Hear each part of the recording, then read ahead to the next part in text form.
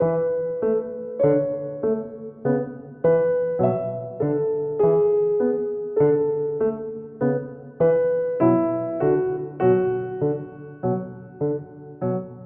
everyone, this is Tarō Ishida, a composer and music producer. Today, I'd like to talk about one of the most unique instruments in Gagaku, the Hichiriki.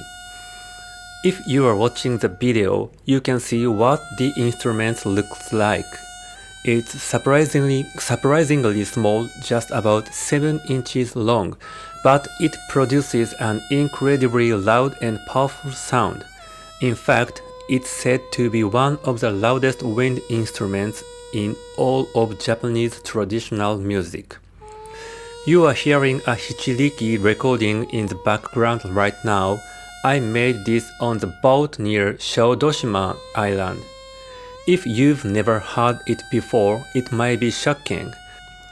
This sound is instantly recognizable as Gagaku, haunting, deep, almost otherworldly. What makes it so unique? First of all, the instrument may be small, but the reed is unusually large, about 2 inches long. That big reed gives it a fat, rich tone. But even more important is how it's played. The Hichiriki doesn't just play notes, it slides and bends between them. This expressive, wavering pitch is called enbai, and it's one of the instrument's defining features. It's not about playing a clean melody, it's about shaping the space between the notes. In Gagaku, the Hichiriki usually carries the main melodic line, and you will often see the players carefully preparing their lead by moistening the washi paper with green tea. It's one of those beautiful, quiet rituals before a very loud sound. Now, here's something that really stuck with me. One time, I was working on a scene using Hichiriki in a sound studio overseas. When the music started playing, half the people in the room burst out laughing. They thought it sounded ridiculous, like a joke. But the other half got really quiet and said, "This is sacred." Same sound, totally opposite reactions. And I think they were both right.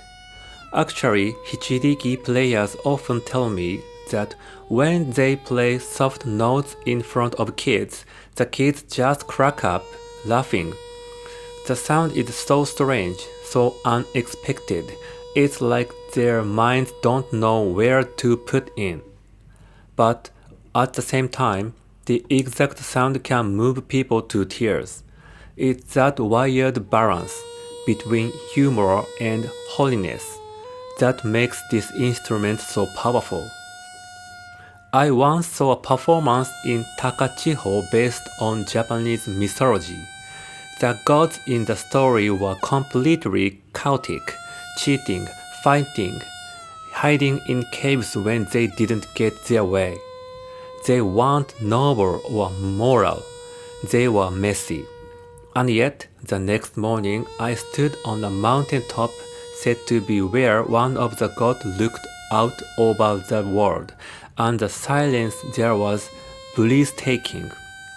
The sacred and the absurd side by side.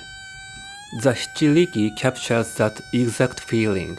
It's not just beautiful and elegant, it's awkward and emotional and messy and profound, all at once. When I was younger, I thought cool and funny had to be separate. Now I think the most interesting things in the world are both. The Hichiriki to me is a reminder that sound, like the gods themselves, can hold both chaos and beauty, and that might be what makes it truly divine. So when you hear the Hichiriki and you are not quite sure Whether to laugh or cry, maybe that's exactly the point, because beauty isn't always simple, and the sacred doesn't always come dressed in silence. Thanks for listening. See you next time.